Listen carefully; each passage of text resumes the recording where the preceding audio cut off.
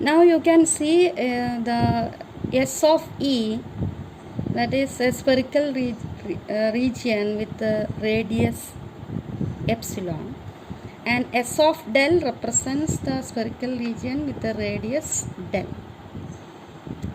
Then S of del consists of the points, that is the initial point x0 and the equilibrium point xe.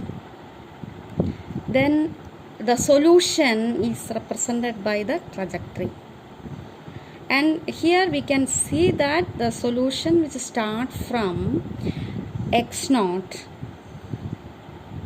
is going through, passing through, or it enters to S of epsilon, and it is not going out S of E. Then the system is stable. Next is asymptotic stability. Here again the same thing, that is S of E represents a spherical region with radius epsilon, and S of del represents a spherical region with radius del, and the trajectory which is starting from x0, that is the solution, and this trajectory which is starting from x0, it converges to xc, where xc is in S del, and this represents the asymptotically stable system.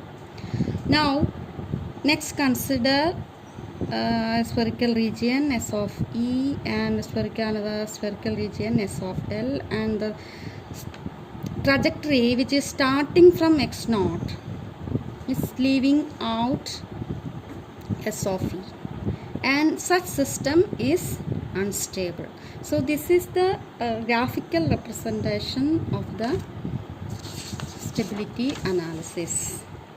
Then we can define the stability as an equilibrium state Xe of the system is said to be stable in the sense of Lyapunov if corresponding to each S of E there exists an S of del such that the trajectory starting from S of del do not leave S of epsilon as time t increases indefinitely.